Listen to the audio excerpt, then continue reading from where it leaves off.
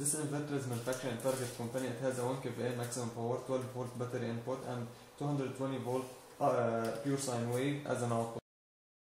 As we can see that the inverter is already connected to the battery, and the SINE is already connected to the main source.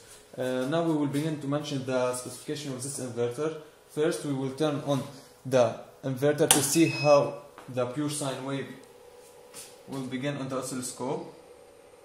As we can see, we already connected the prop of this oscilloscope to the output of the inverter, and we can see the voltage of this out.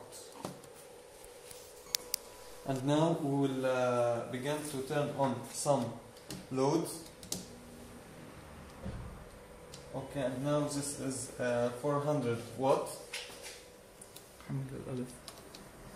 and this is 1000 watt, and there is an overload on the inverter, and this is more than 1000 watt, and we can see that the waveform is reduced.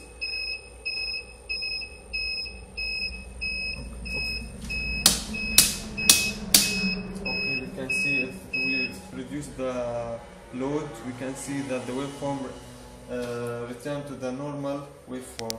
And now to the third specification of this inverter, which is the dynamic shortcut.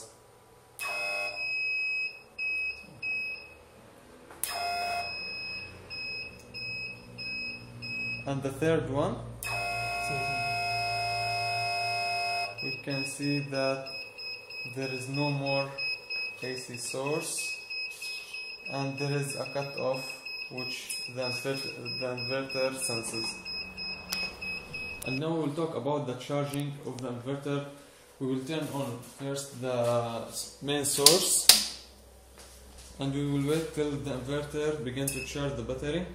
As we can see that the inverter began to flash, and now the charging begins to charge the battery.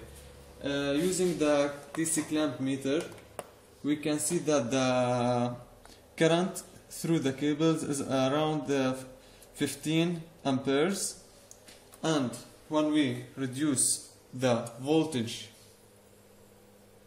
till about 150 volts, we can see that the current is still around 14 amperes. And now if we reduce the voltage till a certain point, which is about less than 110 volts, then there is no more currents.